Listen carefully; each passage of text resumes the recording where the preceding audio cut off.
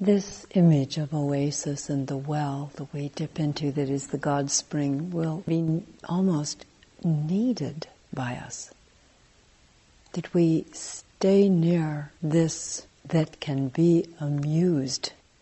It's the nature of one that stays amused at the problem so that answers can be had and gifted out to those who aren't so sure of how to arrange themselves to stand near the well too.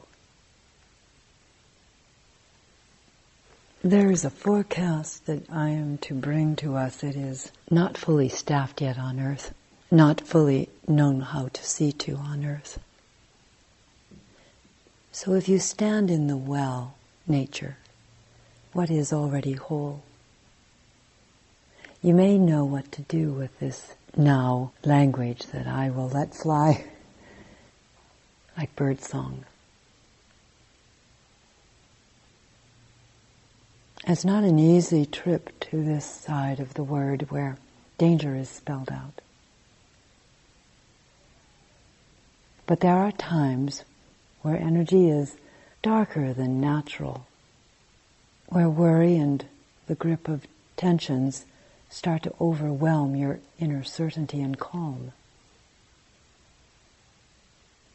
It has to do with your own nature being undersized for the commission needed to make sure that the word dances well and freely here on earth. And so again we say, draw in your mind, keep it close to the circle, the oasis. If you go into what looks like just sand, the dry, empty, remaining issues that aren't seen to by God enough, so they're, in this analogy, made dry. Just make sure that the oasis is always so close, you simply put your foot back in your head, your entire yes spirit. Return to where the well is. You are not the protector of the well. You are an incipient outcome, a beginning growth of goodness that it has sponsored and will continue to. But to stay as kin to the next human you meet is intensely needed. It won't matter where we are, who we meet, they become our family member. If they are determined to stay in the dried out arena, all we can do is say the punchline, there is another option. I want to tell you I'm not leaving you. I am the one who will not sin against you. I will not stop being kin to you, no matter what you say and do. But we do not go following that one out into the desert to prove it. We stay an oasis awareness. In this oasis awareness, we are wellspring energy. We are abundance. We are not tiny. We are enormous. It is a sacred yes that booms out. We will not be robbed, as that analogy of the golden fleece indicates. You cannot take the gold of your true nature, not even you, and ruin it. If we stay at the wellspring, there is something of an incredible guard around this, so nothing can assume the well and ruin it. Only here, where there is real light I am, lie does not function. It may whisper, but it cannot live.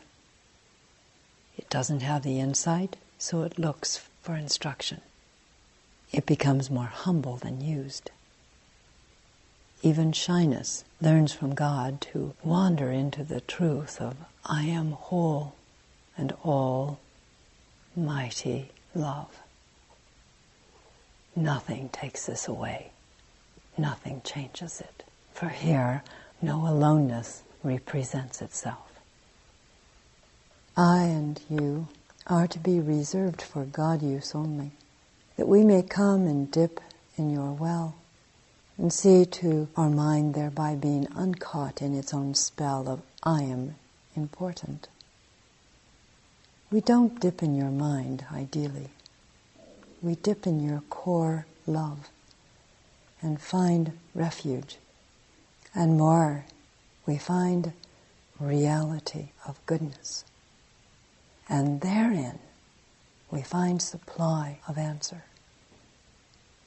Make it so that you are awake within this wellness, and we can also find supply with your lower mind.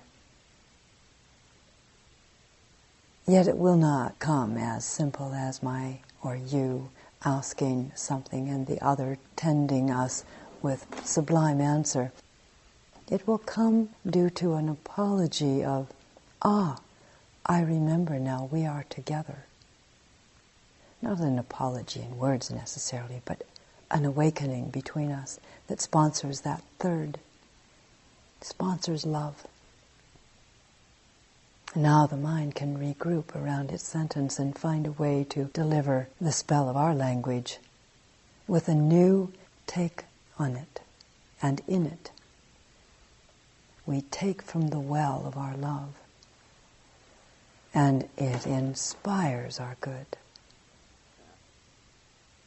So let it be. Amen.